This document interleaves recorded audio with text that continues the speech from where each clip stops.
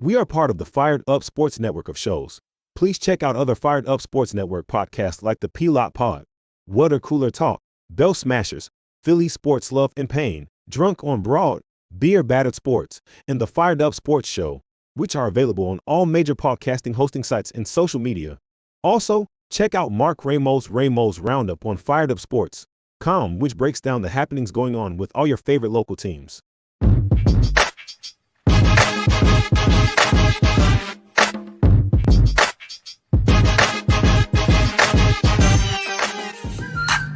The Philadelphia Eagles are Super Bowl champions. Eagles! Swinging a miss, struck him out. The Philadelphia Phillies are 2008 World Champions of Baseball. Ladies and gentlemen, the Flyers are going to win the Stanley Cup. The Flyers win the Stanley Cup for the lead. Yes! Iverson, wow, what a fake off Daniels as he broke his ankles and got all the way to the cup.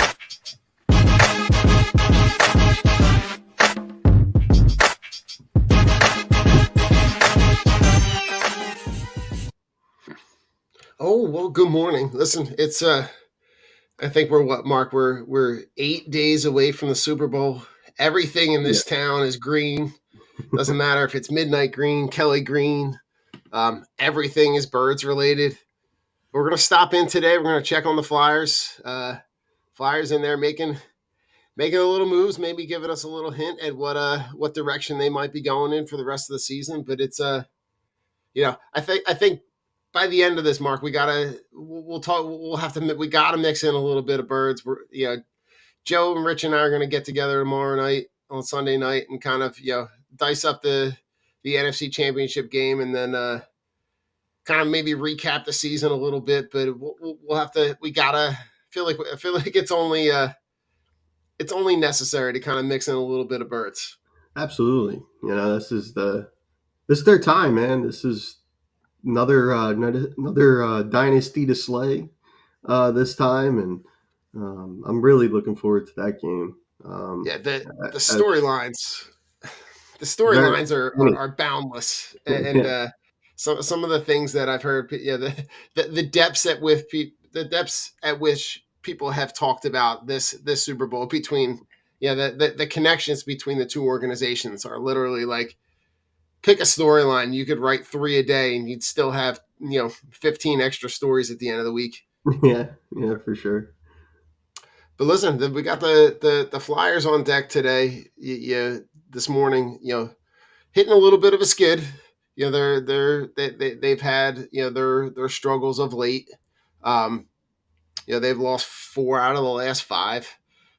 Some of those games looking a little funky. If you go back 5 games, you lose 6-1 to the Rangers, you lose 3-1 to the Islanders, you beat the Devils, and then you lose 5-0. You lose to the Islanders 5-0 or 3-0. Right. Talk to me about the funkiness of these last 5 games, because they were coming off, like, before that Rangers game, they were 5-1 coming into that stretch. Yeah. So like, it seems to just be the ebb and flow of this team that we're like, we can be really good for a stretch, and then we can look pedestrian. Yeah, I think it's really too. Like I think it's just like an ebb and flow of the season. For a team that is certainly still has its own deficiencies, especially with finding, I think, just consistent, whether it's goaltending one night or it's just looking for consistency throughout the lineup in terms of guys finishing off scoring plays and things like that.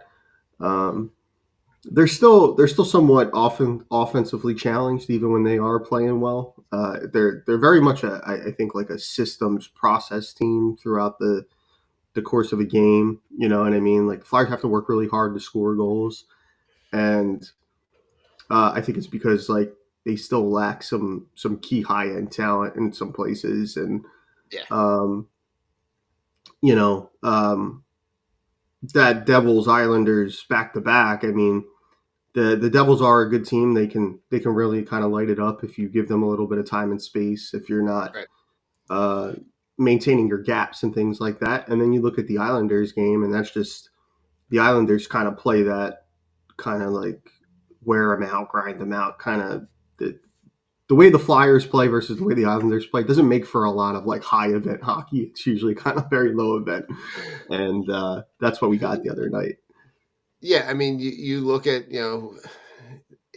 it's just a weird, like that particular matchup is just like, it's a weird matchup of styles, and as many times as we say, like the styles make fights, like it just, it makes, forgive me, but it makes for a very boring, Yeah, it's not a super eventful, when you look at the way that, you know, when you look at the back to back with the Devils, right? The Devils are, and they have the roster. It didn't look like it last year, right? But they have the roster to be able to, you know, kind of put up points kind of whenever they feel like it.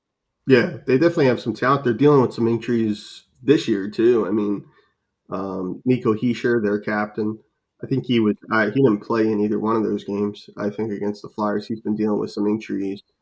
Yeah. They dealt with some key injuries last year. Dougie Hamilton missed a lot of the year. But I mean, look, the Hughes brothers are still electric. Jesper Bratt's still a really good hockey player. They still got some guys so. Oh, oh, very, very much so. Yeah, so I mean, that was a game.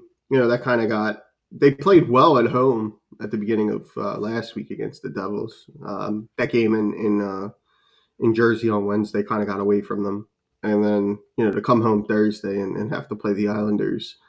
Um, it was going to be it was going to be tough to find goals, and I'm pretty sure Ilya Sorokin, the Islanders goaltender, I'm pretty sure he put like his numbers are pretty strong against the Flyers too. I'd have to Yeah. look at it, but I'm pretty sure he plays pretty well against the Flyers. So that was it was going to be a tough week for them, and you know it's going to get tougher for them. I mean, they go to Colorado on Sunday against the Avalanche. So Yeah, I was gonna say, when you suss out their next handful of games, right? They're gonna go out west for a couple days. They'll play at Colorado, at Utah, and then they'll come home for a 4 game stretch. But it's not going to get any easier. The games at home, Washington is playing, really, really well. mhm. And then you're going to face Pittsburgh, Edmonton, and then you're going to play Pittsburgh 3 out of 4 games, Yeah, which is a weird scheduling situation, right? You're going to yeah, play them at home. You're going to play Edmonton at home. Then you're going to play Pittsburgh again at home. But it's after the that 4 game stretch, when you look at it, right? You've got games on the 6th and the 8th, and then you've got that break, and then you've got the games again picked back up on the 22nd and 25th and 27th. yeah, yeah.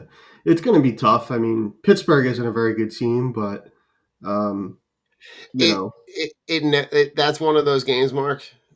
That's like that one of those rivalry games that like you can always toss out the records. It doesn't matter. just beat them. Right, yeah. Like Yeah, it's like what people say with the Cowboys, right? It doesn't yeah, matter if we go 2-15 as long as we beat the Cowboys. yeah, yeah, Yeah, I feel like the diehard Flyers fans feel the same way about the Penguins. Doesn't yeah. matter. I'm sure. It's so I mean like that them playing each other so close together like that. I think probably we might see a little bit of fireworks there in terms of physicality and stuff. We saw it with the Devils and the Islanders. Flyers have run into the Islanders a couple times the last 2 weeks, Hmm. and those games had a little bit of an edge to them. So I could see that with Pittsburgh, and then the sandwich Edmonton in there, with Connor McDavid coming to town. That seems rough. I just yeah, just the casual, best player in the game. Just Yeah, throw that in the middle of that 3 out of 4. You're not going to catch a break either way. no, no. you're either playing a cross state rival or you're playing the essentially the best player in the game right now. Yeah, the best player. Just wild. Talk to me about this roster because the big news comes out and kind of I don't know about you. You're down at the rink a lot. You're a little bit more dialed in than the the guy on the other side of the screen that just casually watches and follows along. Um, did you see this move coming? Did you see anything like this move? The move that kind of drops. It drops on drops the other night on the 30th where they deal Farabee and Frost to the Flames, and they pick up Jacob Peltier, they pick up Andre Kuzmenko, and then the second round pick and the seventh round pick. Yeah, I didn't see that coming. It was one of those. Briere, I said it to somebody I think on Twitter. Like Briere loves these like in-game trades. He traded Cutter Gauthier right like in the first period of a uh, Penguins Flyers game last year for Jamie Drysdale and a second round pick. This year, in the middle of a game, Farabee and Frost get dealt. It was kind of. I didn't see it coming though. I thought for sure, I didn't really get the impression that they were going to do something like that, especially in season. I thought maybe Yeah. like some of the names that the rumors were kind of circled around, guys like Lawton, Ristolainen. I thought maybe there could be something there, maybe, but it didn't seem like they were going to do any of that, at least especially not right now. And it sounded like that, for the Farabee thing, I don't know a whole lot about Jacob Peltier. I've heard different things about him as a player. Um, Andre Kuzmenko, I think, was brought in for the purpose of having another Russian player to work with Michkov and to kind of aid that transition. He was a good player at a time. I don't know Mm-hmm. if his game's kind of leveled off since then. But here's an opportunity for him to kind of recapture some of that, especially if he's going to get tied to Michkov. I think that could be, they could have, maybe they can develop some chemistry there. Um, but yeah, it was surprising. I didn't think. I thought Frost was going to be a part of this year, and I thought they were going to extend him. He's a restricted free agent this summer, Yeah. and I truly believe too that Joel Farabee is I think he's a good young player that's having a bad year, and I would agree. I think I think it's going to help all the parties involved like all four players that were involved in the trade. I think it's good for each of them. We'll see, how it kind of plays out. I'm assuming Peltier and Kuzmenko are going to play. Um, In Colorado. yeah, I'm assuming they're going Yeah. to play Sunday. Um, but I believe Briere is supposed to speak today. He might even be speaking in a few hours. I got to jump check, but Yeah. um, I you mean know, that's kind of what I heard. yeah, And I'm pulling up your fired up article from the other day. The fact that they're kind of taking a bet on on Kuzmenko to kind of to quote you to reestablish his 2023 season where he scores 39 goals for Vancouver. mhm, Um, to put a player like that next to Mishkov, could it's not the answer, but it could be a better option. And I was listening to Charlie O'Connor, who does a mhm, great job over at PHLY, talk about fit and talk about this could be a move that just the Flyers decided to just make a move now because they're not seeing how these two fit in the future. right. Um, considering the contracts, considering everything that's going on. Talk to me about that. Talk to me about the what they may or may not be seeing in terms of the fit with this roster moving forward with the two players that they traded away. Yeah, I think with like Morgan Frost, there's been a lot of inconsistencies there. You know, there have been moments where you really kind of see like him flash this like really good skill. He's got great puck skills um, and good vision. It hasn't always translated to games. He can be a little careless with the puck at times. Um, and it doesn't matter who you play for, right? Like people make it like a Tortorella thing. It doesn't matter really who you play for. No coach is gonna be happy with you, kind of just trying to make like a behind the back pass through two defenders. You know, like no Yeah, coach very true. is gonna be happy with that. Um, I do think he's talented. I think he's a skilled kid, and still young enough to kind of reach another level. Um, and I think he's really just like him, and to a lesser extent, I think with even Farabee, I think they're both like just classic change of scenery players. You're kind of at that point where you've seen enough of them. You've seen enough of them as players, and it's just like I just you just don't know. I guess you just don't know Yeah. if it's gonna if they're gonna meet that potential here. So, um, Farabee, I think, is coming off a neck surgery. I believe. I think he had a neck surgery over the this past summer. It takes a while for guys to bounce back from major operations like that. Um, I don't think he's really been the same since it, but it's been rough for him, and he's been producing like a fourth line guy, although he has two 20-goal seasons to his name, Mhm.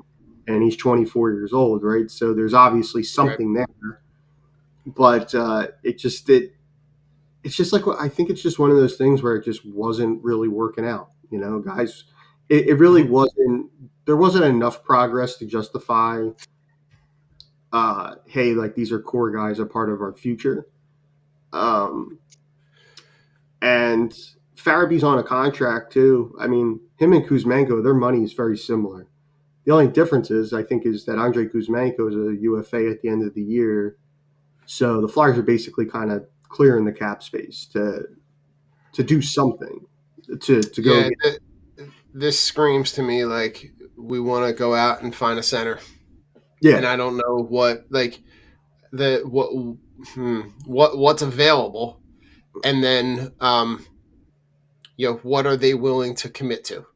right. It is like it is a because I feel like they want to make a move, but when they make the move, they want to be like beyond 100% certain that this is the guy that's going to work to make this entire roster click. Um, and again, I don't know what that is, but I feel like you know before we get into what we got back, right? To take a look at like I know that this particular upcoming draft is very top heavy. That Yes. like there are a handful of guys, maybe like five or six, maybe I'm sure you can make a case, maybe seven or eight guys that could be. I'm not going to say elite, but like top. They could be top of the roster guys that Yeah. like you would love to be able to get your hands on. And I think when you look at what this team has moving forward, they're going to have a lot of ammunition to be able to move up if they want to. And I think what this might give us a window into is it's more important to sell now to be able to position yourself to make those moves moving forward. The more ammunition you give yourself to be able to hit on one of those guys, the better off you're going to be in terms of your success rate. Yeah, what's interesting too, Don, is like this year, like the Flyers, I think are projected to have the as if the league if the season ended today and we were going into the draft, I think the Flyers would pick 10th. I think so. I can look it And up while you're talking. yeah, I think it's 10th. And, you know, of course, lottery permitting, but, Yeah. I think based on record and things like that, the Eastern Conference this season is really jumbled. There's not a lot of great teams in the East this year. Um, I think like you look at kind of like all the teams that are kind of muddled in the middle, trying to compete Mhm. for those last two wild card spots. There's only a handful of like really good teams coming out of the East this year, and at least in my view. And like the Flyers could slide depending on how this goes and how it shakes out in terms of Mhm. the draft. I think largely where they end up picked or projected to pick is going to determine where they go. So Um, right now, Mark, they're sitting at 9. 9, okay. Their own pick is at 9, and then they have Colorado's pick at 21, and then they have Edmonton's pick at 30. Okay. So Yeah, so they have the opportunity, right, to right, be able to do one of two things. You can take 3 of the top 31 players right. and put them in your system, and best case scenario, right?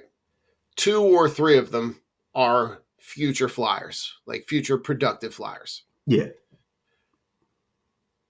But you give yourself the opportunity, that like you have enough second round picks and third round picks that you could package one of those picks and move from 9 to right Right, right. 4, 3, depending on right, and all of that depends on who's there, who do you like. I know there's a couple of centers that I'm looking at in this mock draft. Right, there's a couple of centers that are at the like. Do they see any of those guys as top end? Put them on your number, like put them on your top line. It's just going to depend. But what I like about what they're doing is that this is giving themselves opportunities to be able to hit. Yeah, yeah. It's always better to have the draft capital, even in a weak draft, than not have it at all. Mm-hmm. So I, my opinion of it basically is at this point, I think the Flyers are going to make a lot of those picks.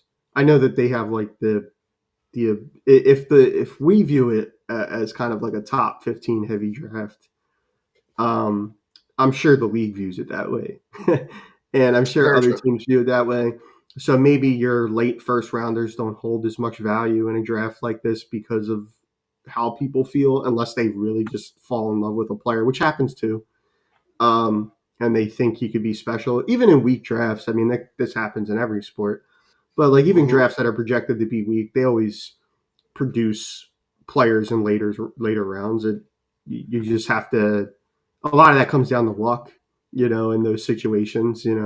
Take a player Yeah. and kind of like you like their baseline skill set, and then Mm-hmm. next thing you know, they become you just don't anticipate. You might like something about them, but then they reach a different level.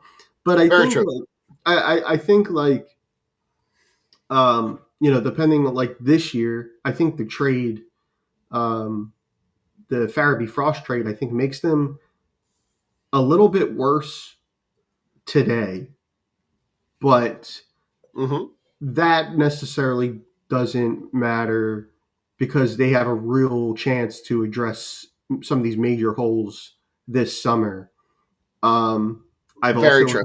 I've also heard, and you can't divorce the two. They're two things that are very very connected. I think is like the Flyers are also raising season ticket prices this year, and people aren't very happy about it. And if you want to sell season tickets and you want to get people in the building, it's great to have Michkov, but That's only going to last so long. if you can, This fan base is like wildly impatient. yeah, yeah, You saw evidence of that last year, right? yeah, We got that taste of like we could make the we could make the playoffs, and like and then it just fell off a cliff, and we were right, and like you saw the fan base go, damn, like I would have loved to be like down at the barn with the orange towels on the seats and like the Yep. place going berserk. And like, even if it's a first round loss, like just to have that experience back again. Yeah. And I think like, but I think what I liked after I had to take the time to step back is you saw them be consistent, right? You saw that Yeah. they were not that like they had success, but that success wasn't going to allow them to be impatient in terms of kind of sticking to the plan. Yeah. Which, I can respect. And I think what I'm seeing this year, right now, after the week that we've had, I think we're seeing a little bit more of that. Right? We're Yeah. seeing that Yeah. they're like, those two guys, not a fit, change of pace, make a move. Like, and I don't, and it's not a move that makes it bad, right? It's not a Mhm. move that like is like it doesn't. This is not a rock the franchise, type of move. This is like a move where like if you take a step back, you can be a fan and be like, I get it. Yeah. And and I'm looking at Tankathon, Yeah. and the Flyers are going to have. I'm just trying to count here. 1, 2, 3, 4, 5, 6, 7. They're going to have 8 of the first 73 picks in this Yeah. upcoming draft. Yeah. That's a lot of ammunition to be able to make a move if you want to make a move, or take 8 guys and Yeah. put that talent back in your farm system and Mhm. be able to go and just say like, yeah, we're gonna try to, which is why I think it's even more important to sell now, so that each one of those picks now, out of those 8, 3 of them are theirs. Yeah. So like, the worse you are, the better those picks are in every round, right? So you could go from picking 9 to maybe picking 6 or maybe picking 4, and maybe that allows you to not have to give up draft capital to get a guy that you really like, because you didn't win a bunch of games that you really didn't need to win. Right. Right. And that's, I do think I was kind of beginning on this line of thinking. I'm kind of all over the place, but like I think I have a feeling. I have this isn't based on anything other than like my gut feeling is that like the Flyers are going to use a handful of the like they're going to use quite a few of these picks because it's Yeah. not just like the center depth thing throughout the organization. Like it's not just on the pro roster. I think just throughout the system, like they're shallow at center. I think just through the system, like it's just it's like an organizational deficit right now that they're trying to kind of fill here with some talent, and so they not only need centers at the pro level that I think are a little bit different than the group that they have, because I think when you look at, especially after the Frost and Farabee trade, Frost was the center in the deal. The Flyers don't really have all that. I think part of the reason Frost stuck out as such a tantalizing player was because the Flyers really don't possess a lot of centers with his skill set. Yeah. And Meaning he's like serviceable, right? Like yeah, oh yeah, absolutely. he's not a bad player, and he's not a great player. But Mhm. if he's like exactly what we're talking about, if he's not a fit here, Yeah, then you just kind of move on. it's a very like the even now without Frost. I mean, the center group is very very. I wish there was more diversity in it. I think guys are a lot of the centers on the roster are different tiers of the same player. You know what I mean? They're all kind of the same player. They're all kind of like two-way guys.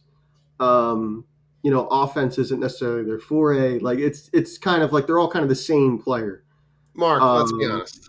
We're looking at a lot of Toyota Camrys, there are right? They get you from A to B. right. They turn over whenever you need them to. Yeah. but they ain't a Mercedes, No, that's right? Like, my dad listens to. My dad will listen to this. He'll like this. They're it's just like four. You know, four. We got four grocery getters down the middle. He likes to call them grocery getters. I love that.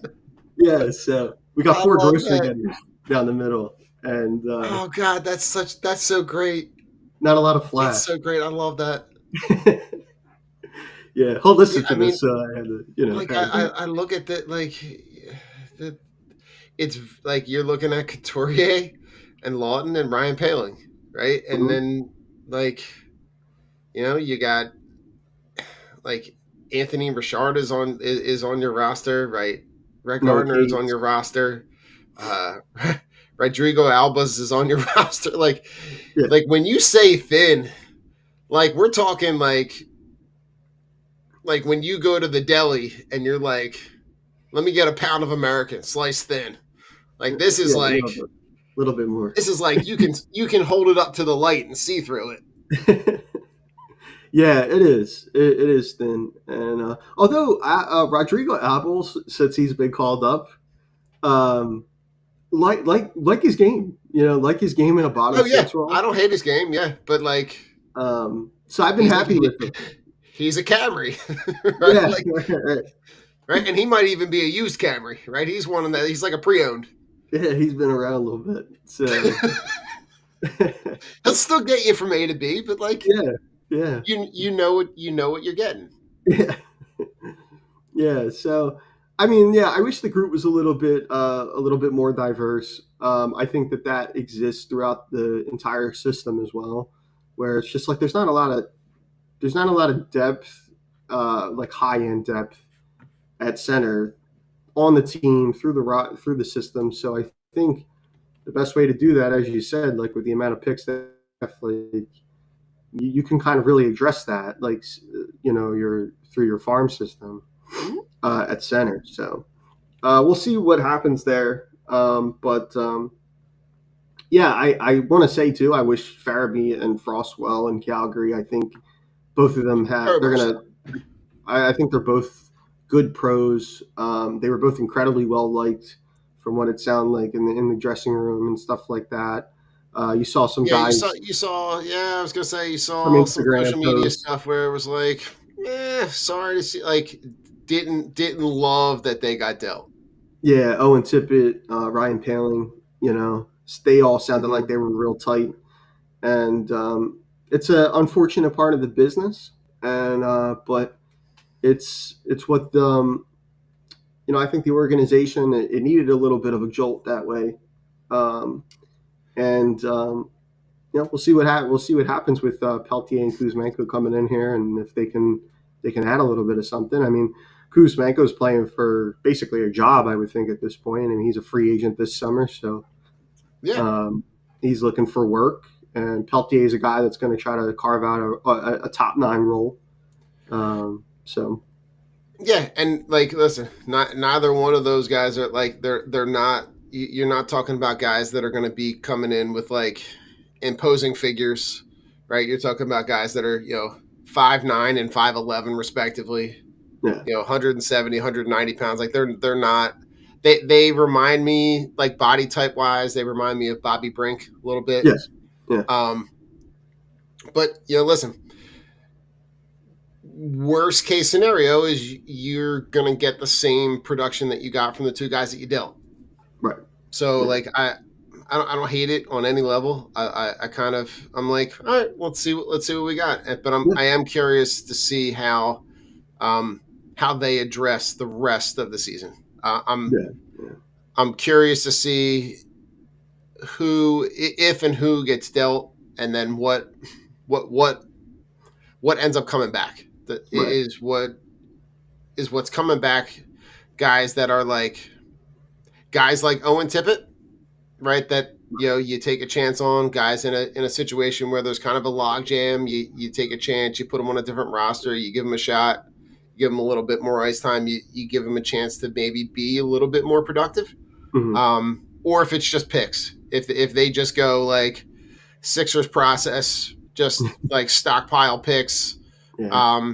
You know, and just you try to put as many opportunities in the pipeline for guys to hit. Yeah. And if you look at the NHL and you look at rosters that are really successful, they there's always a connection between drafting and player development and team's future success. Yeah. Yeah. It is. It's still the. At least in my view, it's still, even though things in the league are changing a lot, right? Just came out, the cap's going up again this year. Mhm. The league's been really like fiscally, successful. So it's gonna, it sounds like they might be looking at expansion again. So, I which don't I know how I feel about that. no, I don't like it either. It's at some point, like, you got to look at it too. Like, are we like diluting the talent pool I of was like, just about to say, for yeah, for every one of those teams that you add, yeah, you're expanding the pool of players, and every time you expand the pool of players, it provides the opportunity for one of two things to happen. Either the league gets really top heavy because you just see the best players go, well, forget it, I'm just going to go play with the best guys, right, and you end up in a situation like the Dodgers where they just buying guys, sign guy after guy after guy after guy, right? And it just yeah, and then you become like a league of the haves and the have-nots, right? You right, have half the league that's buying up and absorbing all the talented players, and you have half the league that's essentially becomes a farm system for the other teams. right, And you just hope that your team is on the end that's that's competing. yeah, um, I just don't love it. I don't love it from I mean, I would argue with you that you'd be better off getting rid of it. As much as I would tell you I would never want anyone to lose a team,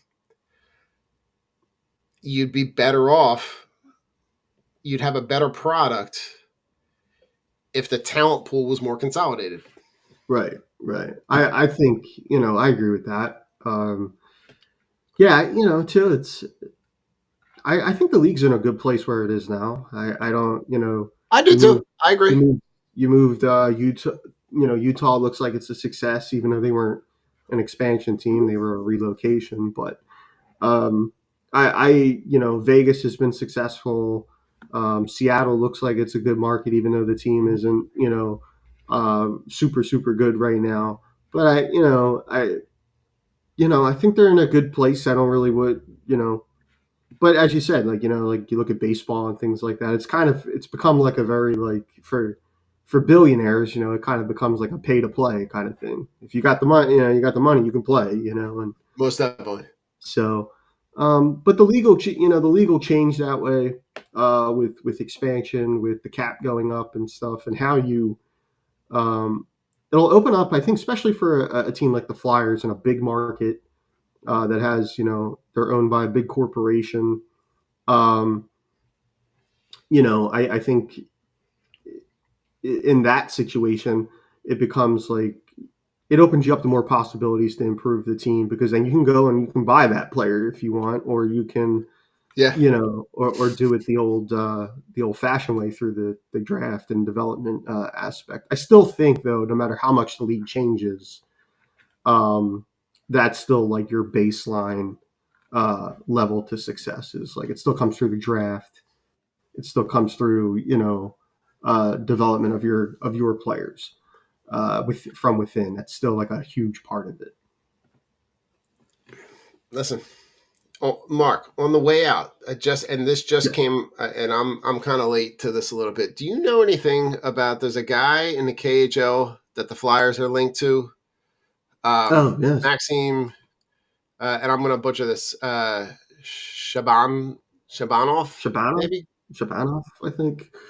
Do you, Yeah, yeah, right, 24 years old, second in the league in points, 18 goals, 33 assists, 53 games played. He'll be a free agent when the KHL season ends. yeah. the teams that are linked: Flyers, Islanders, Pittsburgh, Tampa. Yeah. It just came out from the Hockey News Hub. They're a good follow for like KHL News. Oh, and very all that. much. Yeah. They're really, really tapped into that. Excuse me. And they're they have said that the Flyers are the Flyers are probably the favorite right now to land Shabanov from the KHL. It's an intriguing thing because like you have to grab that talent from somewhere, right? This kid can play center. I don't know that he'll play center in the NHL, but I know he plays center or can play center. Right. And that's another wrinkle, right, to the Kuzmenko trade and things like that is like, the more Russian players that are here, it kind of like it becomes like an attractive option for other Russian players. It makes the transition easier, I think, for guys. And he also like it's worth a dart throw if you're the Flyers. Like if you can come in and provide some secondary scoring and develop some rapport with whether it's Michkov or someone else, then it's worth it. I mean, look at Kuzmenko is one of those players. Vancouver acquired him, and first year he comes in, he lights it up in a scoring line role. So it can happen. I'm not saying it's a foregone conclusion that he's going to come in here and be like a stud right away. Very true. There are sometimes guys come over from there and it just doesn't work out. But the Flyers are exhausting all the phrase that you use is really appropriate, right? It's another dart. Yeah. Right. It's another opportunity to have a look at a guy for whatever it costs you to sign him. Yeah, absolutely. So I'm excited to see that the Flyers are kind of like heavy in on that, and that at least right now it looks like they have inside track to sign him. I hope it happens. I hope they're able to acquire him, and that might maybe alleviate some of that center depth issue if he can come in here and play center. So that'll be good, and he'll be a different type of player. He's more of a scorer, kind of like probably in the same way we just talked about, like guys like Frost and stuff like that. He's kind of like a play creator, from what I understand. Sure. So I've done a little bit of research on him because I saw a little while ago that the Flyers were kind of one of the teams interested. So, but if you have those options, it's hard, man. I think it's hard for guys to come in. We're seeing it with Michkov right now. Like, you're learning that kind of hit a wall a little bit. Yeah. And it's like it's got to be tough when it's not just that part, but it's everything else, right? You're not only learning the North American game, but you're also learning the language and you're learning the culture. Like, you know what I mean? Like, There's a lot of things at play there. So, we'll see what happens with Shabanov, but that's something that I'm definitely kind of keeping my eye on for them. Listen, I'm sure this will not be the last time we have a Shabanov conversation. But yeah. Listen, on the way out, go Flyers. We're gonna, if you want to stick around, we're gonna talk all things Sixers on the other side of this. But on the way out, Mark, go Flyers. Yeah, go Flyers.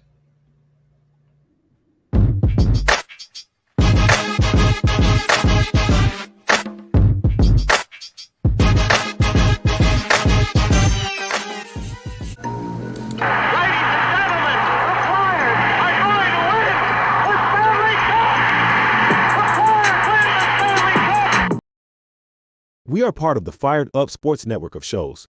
Please check out other Fired Up Sports Network podcasts like the P-Lot Pod, Water Cooler Talk, Bell Smashers, Philly Sports Love and Pain, Drunk on Broad, Beer Battered Sports, and the Fired Up Sports Show, which are available on all major podcasting hosting sites and social media. Also, check out Mark Ramos' Roundup on firedupsports.com, which breaks down the happenings going on with all your favorite local teams.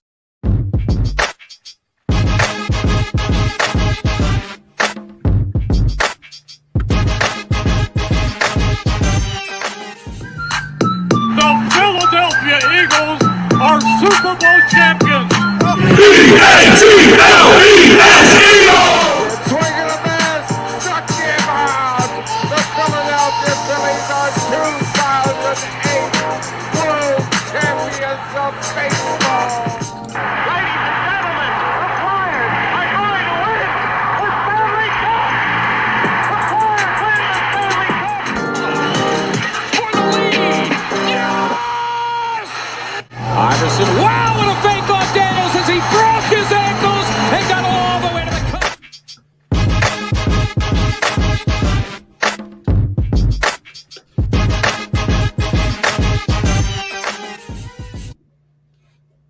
All right, well, now we're drunk on the court, and we're talking all things Sixers. But listen, Mark, at the end, I know. At the beginning of the Flyer show, we talked about we'll talk a little bit. We'll flip the script a little bit. We'll talk. We gotta get your take a little bit of Birds conversation. But it seems like the Flyers and Sixers kind of like traded places a little bit. The Sixers I know the last time we were on here, we were talking about how the stretch of games we were looking ahead, we didn't see a ton of wins, and what do the Sixers go do, Mark? The Sixers go win 4 out of 5. Yeah. With an extremely depleted roster. They give Denver all they can handle last night.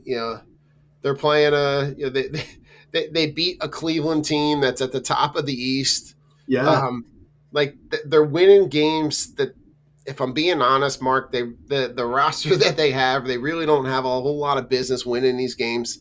So I'm going to try to pull up this stat. I got it bookmarked somewhere.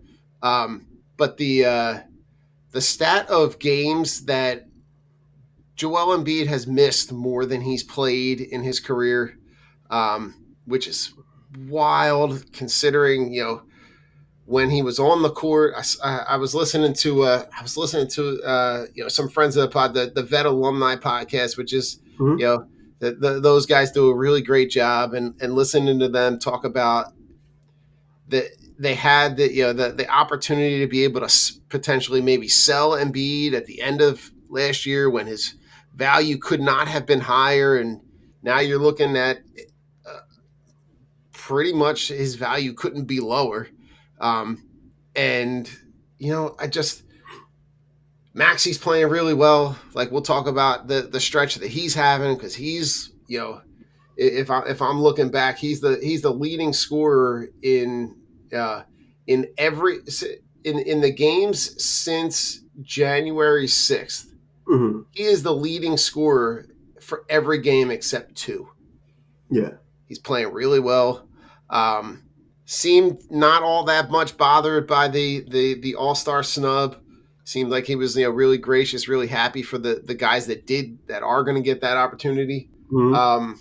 And I think there are a couple of little bright spots. Yabusele is playing really well. Our friend of the pod, Kelly Oubre Jr. is playing. Plays really well last night. You got contributions from Adim Bona. You're getting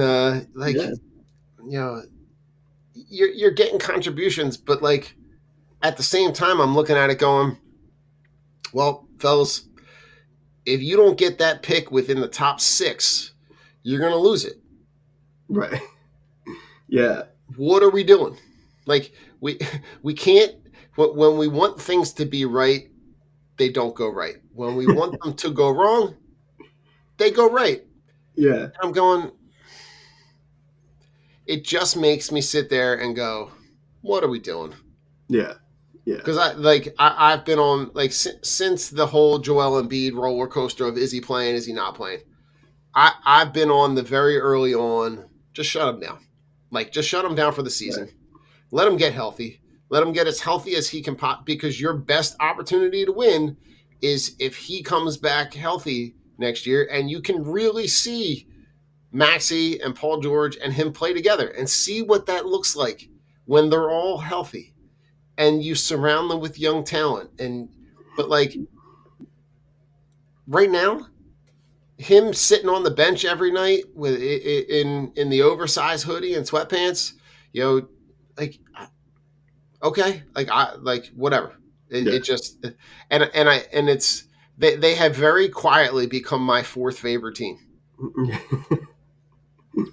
and Yeah. that's with the Phillies in the middle of an off season, and I'm going yeah because right now what are they in? They're 11th in the Are they East. 11th now? Yeah. I'm gonna pull up the standings in a second, but like you're yeah you're 11th in the East. You got 19 wins, and like you're good enough to be competing, but you're not bad enough to be in the bottom six, Right. which is right back where we were when we started the process. Yeah. We Yeah. started the process languishing in that like now listen, if they had not extended the playoffs, this team is not like they're not within the top 8.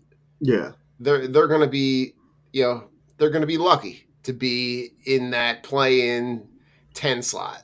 Yeah. But they're also not going to be bad enough to be in the top 6, which Right. means they're going to lose that pick and there's nothing they can do about it. Yeah. It's kind of how we I don't looked know. at it, I think, with, on the last show, we're kind of looking at it too, where it's like, you probably hear Don and I in that show, like, we're kind of like, I'm, get time for Cooper Flag, man. I'm ready. I'm No, ready. I'm all on the crappy for Cooper train. Yeah. Uh, and we're ready to capture the flag. And then they get on this, they, between, you know, that's like, it's funny about like our show doing this because, there's so many games, and between our shows that like as we're watching these teams and things like that, it's kind of like things can really kind of we look like we're completely on opposite ends of the spectrum between the weeks, but it's like yeah, I mean it is like if I don't even know what they would have to put the record like the projected record would have to be to get to the play-in for the Sixers, but I mean, I can tell you right now, Mark, that if I'm looking at the NBA standings, right, mhm, they are 19 and 28. right, The Bulls are 21 and 28. okay. So they're not even that far off. So they're 2 games out, right? Which is like, but like if you look at the teams that are at the bottom, right, you're really looking at like Washington is 6 and 41. Right? The Hornets are 12 and 33. The Nets are Yeah, 15 and 33. Right? You've got just as it sits, just in the East, you've got yeah, 4 teams both mm, between you, right? And then you've also got in the West, you've got Utah with 10 wins, you got New Orleans with 12, right? You've got yeah, so like I need you to sell everything. Who right, like take like anybody that has any kind of value because you need to like all your guys that are on 1-year deals, whatever. mm, Take whatever. Take a second round pick. yeah, Take cap relief. Take like I don't even know if international signing bonus money is a thing, but take it. Whatever it is, make it up. But like yeah, I this season is done. This yeah, season is done and like what are you actually playing for? yeah, Like do you, like and I hear the whole like nobody wants to face the Sixers in the East. You know, get them healthy and they'll be fine, right? Like I like even if that right now, Mark, even if they swap spots with the Bulls, they would play the Heat, right? Or they would play the Hawks in that 9-10 matchup. yeah, I don't trust them to win that game. right, right. And That's the Hawks are not good. But I don't trust them to win that game. And I don't trust anybody to be healthy enough. And if the NBA has not proven anything, right? It is an 82 game preseason for the Yes. playoffs. Yes. You are not going to be able to just show up in that 9-10 playoff game, roll the ball out, and say, oh, we're going to start Joel Embiid and Paul George and Tyrese Maxey and expect that it all just clicks. Like, that is not how this league works. And you've seen playoff P. We've seen how he performs in the playoffs. Yeah. You've seen him be inconsistent in this regular season. Right. Like, I'm in this like very apathetic. The Sixers should be sending thank you cards to the Eagles every goddamn day. Because this city is lit up green. Yes. And the only reason that the Sixers are not getting lambasted every single day is because people can't put out enough Eagles content. Right. Right. But if the Eagles season had ended at the end of the regular season and the only thing we were focusing on was the Sixers and Flyers, it would be ugly, and it would be ugly fast. Yeah. So they better get their PR team ready for March, because people just don't have either that, Mark, or people are just tuning out. Yeah. They just stop showing up and they turn it off and they're not watching the games because what are you really watching? Right. Right. Yeah. It's unfortunate, because during this stretch, I mean, it's, Maxey scored.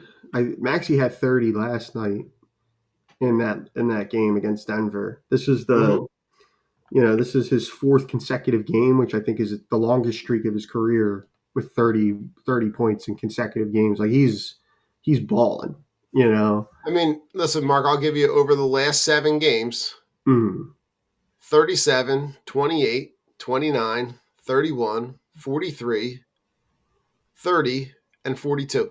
Yeah. I mean, he's doing everything he can do to make this work and to get this, to go out there and win games, because ultimately, I mean, for that group on the group on the floor, I mean, they're the absolute last, they're the last thing I'm worried about at this point. Like those guys are just trying to go out there and perform and play. And, I'm not going to be upset with them going out there. Yeah. Like Yabu going out there, putting up a career high 28 last night. Like they're talking. I'll tell you what, Mark, I watched that game last night. He gives them energy. He gives them production. He gives them like a fight. I love the way that he plays. And guess what, Mark? If he were playing the role that he was brought in to play, he would be great. Mm-hmm. He would be a great energy rebound guy off the bench, 6'7", like play that 6th, 7th man role. Yeah. And he's out there every night, and playing really well too. Yeah, to his absolute credit, he's played well, and it's like it's at a point like where, if everything would have gone, the plan, we'd be looking at, like, I know there's rumors out there, about it, like we're having conversations now, like, or at least like the rumor bandwagon kind of thing, the rumor banty rather is kind of out there, is like, the Sixers probably could get a haul for Yabu at this point, like with how he's played for like a true contender. And it's unfortunate because the Sixers were supposed to be that with him here. And we're going to move a player that provides all those things that you mentioned because we're not in a position to win. And it just sucks, because he's done such a great job. He's been such a pleasant surprise this year. And, but I mean, like other guys, like it's just, I feel bad sitting here, because my real issue really is not with, like, I'm following along last night, and I'm seeing like, Ricky Council hit some threes, and I'm like, let's go, RC. Like I'm like real excited for it. Yeah, it's not his fault. I'm watching the same thing. Like I'm going, okay, like y'all are hanging with the Nuggets. Okay, Yeah. like Kyle Lowry hit some big threes. Ricky Yeah, Council hit some big threes. yeah. Who's the younger? Justin Edwards, right? Justin, he's played really well.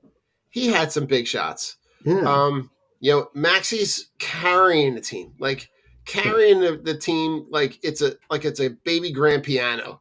Like he's like trying to drag him across the finish line. Yeah. And Yeah, he's I don't. doing it. It's like him and a bunch of dudes. Yeah, and I just I feel, I feel for them, and there has if we're sitting here saying these things on this show, those things have to exist behind closed doors, where you're Oh, like, it's man, got I'm going out here doing everything I can. You guys don't even play. You know what I mean? Like, we already heard earlier in the year about Maxi kind of approaching Embiid with a hey, you got to start showing up on time. It's like he already kind of seems like the conscience of the team, yeah. because he's out there playing. And there's these other guys, namely Joel and even PG, who's you know they're saying all these things about oh, you better watch out for the Sixers, this, that, and the other thing, and PG sitting out with a jammed pinky finger. It's just kind of Yeah, I saw the greatest analogy, right? And yeah, this will resonate with your other half, with your better half.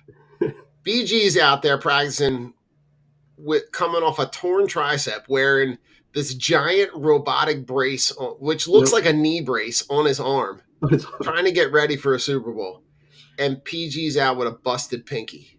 yeah, just Like, if that doesn't give you any kind of inkling into the player, yeah, it makes you pause, right? And you're looking at Paul George is out, Caleb Martin has been out, Joel Embiid obviously been out, Andre Drummond out, Jared McCain out. Like you are playing with a very, very extremely depleted roster, right? yeah, You're having to rely on contributions from Reggie Jackson and Ricky Council and Justin Edwards, and Jeff Downton Jr. is getting some run. Like these are guys that should be way, way, way down the roster, that should be playing in the time that I would call. I heard Ala Abdul Nabi, reference the what did he call it? He called it the 20 club.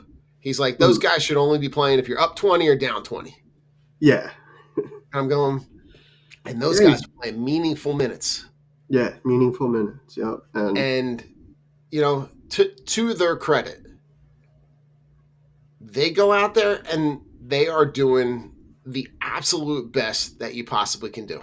yeah, they're Right? playing their hearts But out. but you look at the end of that game, and what happens? Joker turns it on in the last Mhm. couple minutes, scores 8 points in the last 2 minutes, and they win by 3. Right. Right? Jamal Murray had a bunch of big shots in that game. Yeah. But I'm not mad at any of these guys. I'm mad at the way, and this is a product of expectations, right? We saw the offseason. We saw the types of guys that they were bringing in. We saw the type of roster that we saw them building.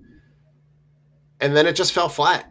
Yeah. And I think the biggest place where it fell flat was with your biggest star, Yeah. right? Embiid has essentially been a no-show for the entire year. Mhm. And I look at it and I go, at what point do you just make the decision to build around Tyrese Maxey? Yeah. And If you look through history, of not just the NBA, but any sport, where a team has a really, really big off season, they make big splashes, things like that, and the overarching feeling with the group is that hey, if they can't do it with this group, this is probably it. With this particular group, and right? the wheels fell off it, and there's really only one way to go. I mean, if they're honest with themselves, there's Yeah. only really one way to go. And as you said, And because they have Maxi playing at such a high level and things like that, you can kind of alleviate some of that where, like, if you're making moves, then you can kind of move some guys around. You can be looking to acquire guys to kind of complement his game Right. more than, but it's unfortunate with the way it is currently because this team isn't designed to be built around him. It's designed to be It's built true. around a guy that's not available and that doesn't play.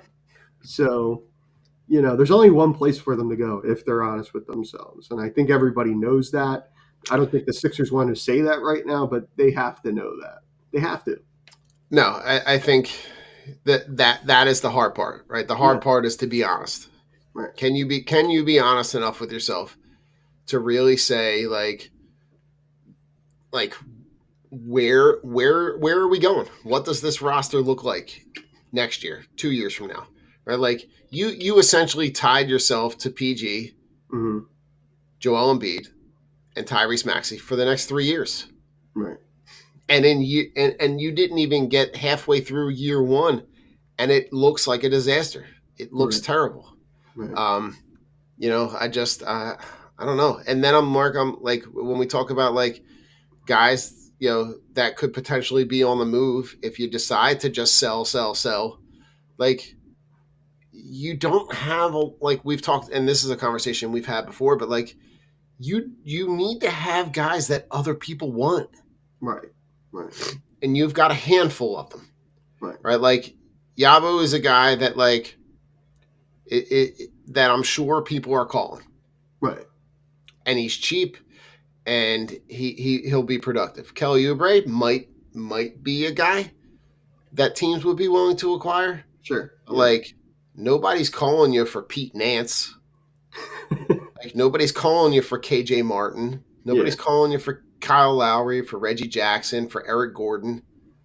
Nobody's nobody's calling you for Justin Edwards. Mm-hmm. Right? Like Andre Drummond's injured. Nobody's calling you for Jeff Downton. Like I doubt that people are calling you for Ricky Council and Adeem Bona. Right. So like who are you trading? You're trading Oubre or you're trading Yabusele? Maybe. But like I just don't know. Like this roster seems like stuck and static and it doesn't fit the NBA right now. Yeah. Yeah, it doesn't. It doesn't. And it's just there's too many times. Like even if they were to make the get in the play in, and it's like, and if it's all about the postseason for, hey, like if that's what's being said behind closed doors, like, hey, we just need to get in PG and Embiid, you guys get ready for that. If that's where they're at, it's like then you have to like that's not how basketball works. You have to like play with each other and know like where this guy likes the ball, what this guy likes. You know what I mean? Like that's basketball, and it's like they haven't played enough with each other to know any of that. And then you're going to go in there. What you're going to get like if you get through the play-in, you're going to get like one of the top teams in the East. I mean, listen, Mark, if you get through hold on, I'm trying to pull up the standings. If you let's just hypothetically say that you somehow and let's just say out of the Miami, Orlando, Atlanta, Chicago, Philly, let's just say you're one of those two teams that comes out. Mm-hmm. Let's say you're in the 8 slot. Like that Cavaliers team that's lost 9 games this year. Yeah. Or Boston. Like Boston lost, like Boston, New York, Milwaukee. Like if you roll the ball out for any one of those teams, Mark, you're looking at a first round exit and you're looking at a mid round pick and you're looking at you're looking at it like, and then what are you going to do? Then you're going to run it back? Right. Like you're going to try to rebuild the roster again? Right. Like it's just like, and that's where I look at Daryl Morey and I go, well, how long is he going to be around? Like he's had a handful of opportunities to be able to rebuild this roster, and it hasn't amounted to anything more than they already had. If not, it's gotten worse, because before they were getting to the second round. Yeah. Now, like, you could be looking at 2 straight first round exits. Right. And it doesn't get better, like with guys like PG and B. Like if we're dealing with like these like long-term injuries, or like they're going to be healthy this year but they're another year older, you know what I mean? It doesn't. It's not going to be good. And I can't take it. I just had like I cannot take if they're going to get in the play, if they're going to get stomped out by Boston again in a playoff. I just can't. I'm not going to be able to do it. I can't take another playoff loss to the Celtics. I just can't. It's just like Listen, Mark, I'm with you on it. I can't do it. I'm with you. But maybe like I just, I just don't know. I don't know which way's up. I don't know what to do with this team. Yeah. And I look at it and I go like, like they're Mark, they're getting this close to becoming the 5th team that I pay attention to in this city. Yeah. And I'm like a surface Union fan. Yeah. I'll watch, I'll pay attention, I read the articles. I'm not too happy with them right now with Well, a lot of people with the aren't. decision that they make at coaching, but the Sixers are doing everything that they can to put themselves solidly 5th in the rotation. Yeah. And the hard part is I'm going to go back to something you just said. I don't see where it gets better. I don't see how it gets better, especially with the landscape of the NBA and the way that it is, and the way that the NBA kind of feeds and coddles the stars and lets them kind of make whatever decisions they're going to make. I don't know where you make that decision. I don't know when you make that decision. I don't know how, but like I in the Facebook memories, I came across a really, really old show where I was, and it's kind of apropos to what we're talking about.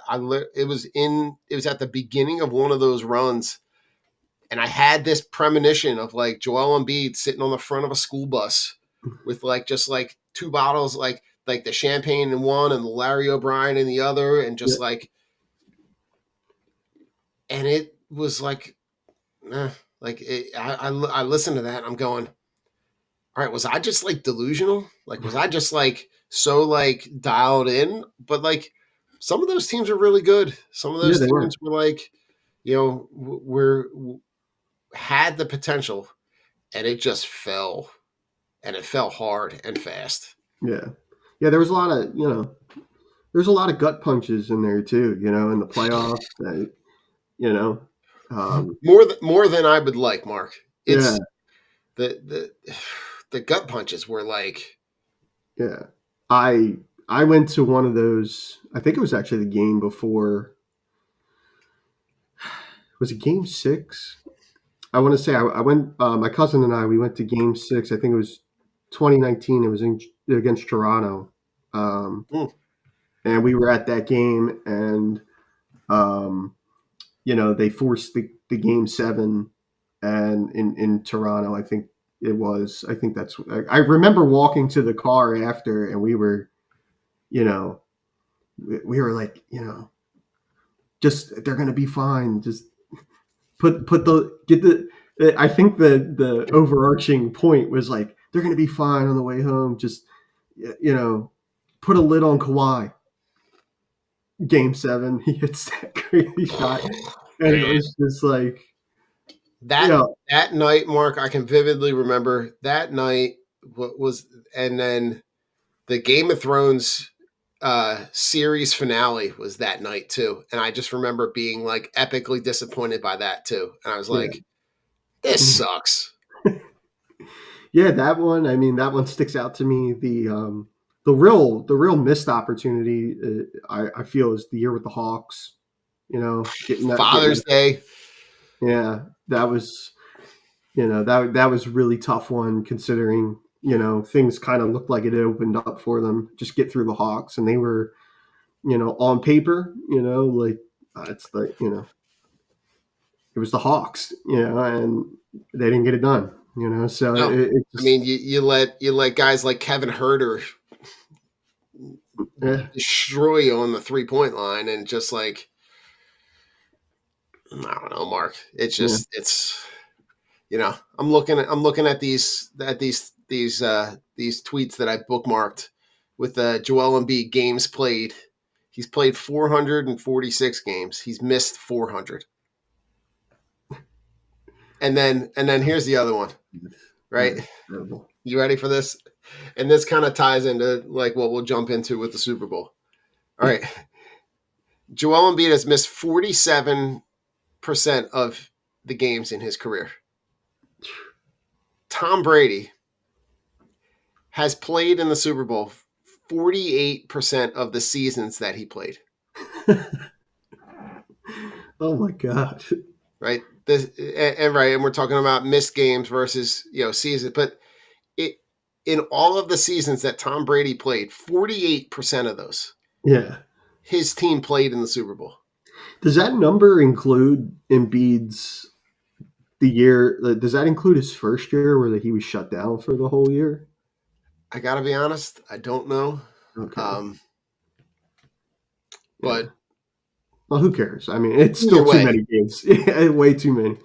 either way, you're Yeah. talking about missing half of your career. Yeah. That's incredible.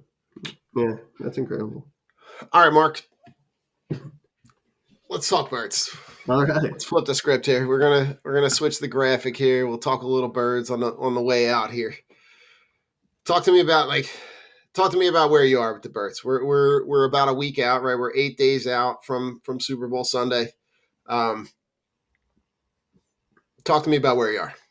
I'm excited, man. I think that this is I look at where this team was the last time they ran into the Chiefs, and I think this Eagles team's a lot better and a lot deeper than they were 2 years ago, and I think it's all there for them for the taking for this game, and you look at what KC's up against. I mean, like there's always pressure, right? It's the Super Bowl, but you look at what they're up against, and trying to three-peat, and how difficult that probably is. Short off season every year, it's just it doesn't run out for them, and I think I don't remember the Eagles having 2 years ago. I mean, not that it wouldn't have mattered who was in the backfield, but I mean, like to have a weapon like Saquon this time around, Well, last and time you had Miles Sanders. yeah, and it just like it just the year he's having. I mean, this is the greatest individual Eagle season I've ever seen. Oh, by far, right? He's So 30 yards away from breaking Terrell Davis's the single season, regular season, postseason record.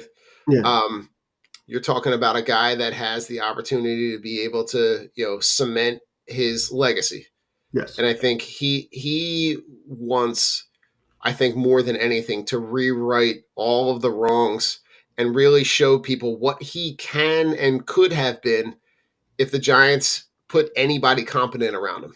yeah, Um, yeah, you're talking about a team that's, when you look at it trench for trench, I think you're looking at this team is better in the trenches than they were a couple years ago.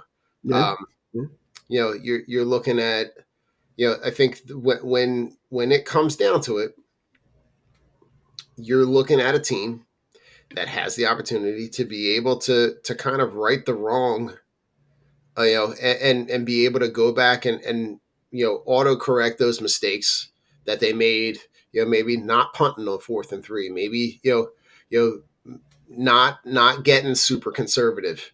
And I think you see that. I think you see a lot of that. And I look at this team and I just go, at the end of the day,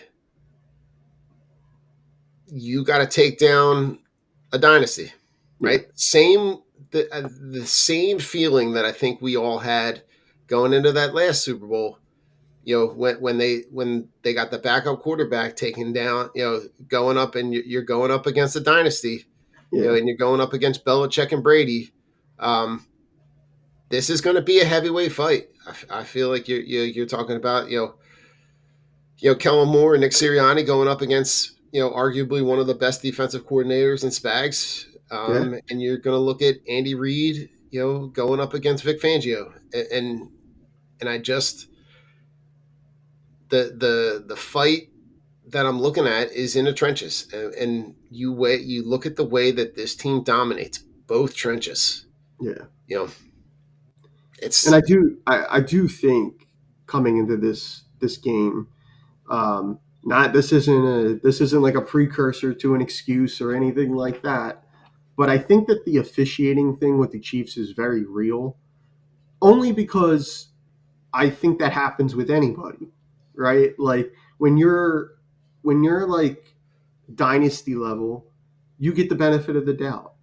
That's just what happens. That's how sports are. I've yeah, heard stories. I read Juiced, right? Jose Canseco's book, yeah, and he talks about facing. He tells an anecdote in one of the chapters, and he talks about facing Nolan Ryan, and he struck out. He was like 0 for 4 at the plate with like 3 strikeouts against Nolan Ryan one time, and he talks about like how he turns around to the umpire because he thought some of the calls were borderline, and he says to him, like, he turns around to the umpire and he's just kind of like, yo, like, seriously, kind of like, are you kidding me with this? And the umpire tells him, you want to take a second look out at that mound? That's Nolan fucking Ryan out there. You know what I mean? And that's a great little anecdote, man. yeah, and it's just like, I think that's a very real thing. So, Mhm. and I'm not saying that as an excuse. I'm not saying that, for any other reason, but for the fact that I think the Eagles need to be incredibly disciplined in this game. You Very can't be much so. taking, you know, if there's a borderline call, they're probably going to get it because they're the Chiefs and it's Mahomes and it's Reed. It's just what it is, Yeah. and you're going to have to play through that. But you're also, you're going to have to be disciplined, especially on defense. I think that's going to be like Mhm. real key um, in this game. If you don't got to hit them, don't hit them. You know what I mean? You don't got to touch. You don't got to put your hands on Mahomes. Don't put your hands on them. Yeah, It's just the way it's it very is. true. And I look at this and I go, like, when you look at it position for position, there's a lot of positions that dial up Eagles, Yeah. and I like it. But the part that is hard, right, is you're looking at one of the most important positions at quarterback. They have the better quarterback, as Right. great as Jalen Hurts is playing. But I don't think Jalen Hurts has to go out and be like, he doesn't have to. He's proven this year he does not have to go out and have an epic game. He No. has to go out No. and do what he's been doing all year, right? Which is, they get an opportunity to dominate the line of scrimmage. They get an opportunity to be able to run the ball, right? And you have the weapons around you. Right. And when you look at the way that this matches up, right? Like, we've been, Rich and Joe and I've been saying it all year, but like, stack the box all you want. Yeah. Doesn't matter. Yeah. It, I it, it, mean, it hasn't mattered. He's got 7 runs of 60 plus yards this year. yeah. You stack the box, great. Now he's got to beat one guy Right. with the way that this offensive line is playing. Oh, Right. you're gonna sit back. Oh, now he's got more space to run. Now he's gonna rip off 20 at a time. Mm. Oh, you're gonna dial that in. Oh, now you're gonna pick between. You're gonna leave AJ Brown 1-on-1. Yeah. He'll beat that slant every time. You're gonna let Devontae Smith run routes. Right? He showed you in that last Super Bowl. He's gonna play well. Yeah. Um, and I think that the guy that might be, and you saw a little bit of this in the NFC Championship game, the guy that might be a little bit underrated, that might have a good opportunity to have a good game, is Dallas Goddard, Yeah. Yeah. because he could be that safety valve. Yeah. Absolutely. Yeah. And you were just saying about like stacking the box and things like that on defense and all. I mean, there's no great. We've seen it all year, but I mean, like, there's no greater weapon with the way that Saquon's playing, and then having a quarterback like Hurts who can move. I think he's at his best when he's pulling the ball down and running. Like there's no tougher RPO to plan for than like Jalen and Saquon together. Yeah. It's been. I couldn't believe I was one of the people skeptical. When they signed Saquon, I was like, man, I thought about injuries and things like that. But as you said, like putting him behind like an offensive line like this and surrounding him with just talent, that's all he needed. And I undersold that to myself Mhm. when he came in here. I certainly didn't expect him to be turning one of the greatest individual running back seasons I've ever seen. So Yeah, I mean, listen, he's when I'm going back through the bookmarks, like he's he is just having like a very very like one of the best seasons by a Philadelphia athlete ever, yeah, right? And can't remember who I heard it from, but like who's a more clutch home run hitter, Saquon Barkley or Bryce Harper? yeah, Right? Like just like it's close. he in and it Mark, the thing that I go back to, right, this year, in the biggest spots, in the biggest moments, he shows up. Yeah, Like he is a star's star. Um and he's just he's just playing really, really well, but he's not the only one. hmm Right? He's a guy that gives you the opportunity to be able to not have to, feel like you got to go downfield all the time. But you saw that on, I think the part that's underrated that people kind of gloss over a little bit is the Hurts, the plays that he's making at the line of scrimmage before the play, yeah, the audibles, the switches, the switch of the play from one side of the field to the other because he sees something. yeah, Putting his players in the best position to make the best plays possible. yeah. Can't ask I for can't ask him to do anything else, right? And no. and we've been hearing it a lot, but like, what's the goal at the end of the day? You've heard him say it all year. Yeah, His goal is to win the games. yeah, Like the records, if they happen, great. But if they don't, yeah, it just kind of is what it is. yeah, I heard who was it? Shannon Sharp. Shannon Sharp was there. There was a little clip going around about when they had their epic season with Terrell Davis, and the year that Terrell Davis has when they go to the Super Bowl. yeah, Like, if you want us to throw the ball, stop Terrell Davis. yeah, But if you're not going to stop Terrell Davis, we don't have to throw the ball. yeah. No, And this season is a prime example of that. You want us to throw the ball? We know we have two All Pros on the outside, but if you want us to throw it to them, stop that guy. yeah, Stop 26. But if you can't, he is going to run it down your throat, yeah, and he's going to do it from anywhere on the field. yeah, yeah, He's going to do it from 80, from 70, from 30, from 60. It doesn't matter. yeah. Yeah, it's true. I just love it. I love it.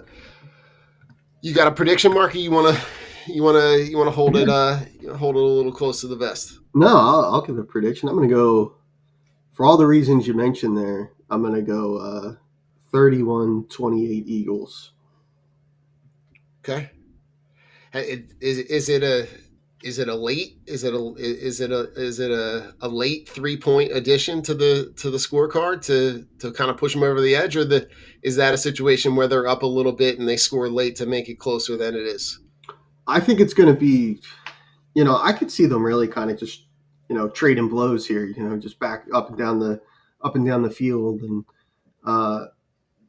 yeah, I think it'll be like a late kind of, they'll jump out late. I think the Eagles too, as a team, really all year long, I think they get better as the game rolls along. So I think we'll start, maybe it's a little bit like a fight where, you're feeling them out a little bit in the first couple rounds, and then you dial up the pressure in the second. So Yeah, I think Like, you know that Andy Reid's good early. Yes. You know that he's good at the script. But I think you give yourself an opportunity to, as long as you, like, this defense is so much better Yeah. than the defense that they faced 2 years ago, Yeah. which I Yeah. think is going to be a huge difference. And they're young. I saw someone comparing the defensive lines. The defensive line, even though it was Fletcher Cox and Brandon Graham and Javon Hargrave, right? Those guys were all in their mid-30s. Yeah. These guys are in their 20s. Yeah. Nolan Smith and Jalen Carter and Milton Williams and Josh Sweat, and you're going to get BG back, and the production that you're getting from Zach Bond, and then Cooper DeJean and Quinion Mitchell, and Yeah. I don't It's a know, great Mark. unit. It's a great unit. It's They're going to get better too. Like, they're going to get better as they get older, and I think too. I think BG coming back, I think, is even not even for like what he not even like just on field purposes, but I think just because of that youthful, there could be some exuberance there in that game, and like, but to have somebody like BG he's done it all, like, for him to be back in there and just hey, like, everybody, like, let's just go play. Like, right. I think having a guy like that is, it's valuable. I think it's going to be really valuable in a game like that, especially with having such young, talented guys out there. Yeah, they're going to be around for a minute, Mark. Yeah. On the way out, Mark, go Birds. Go Birds.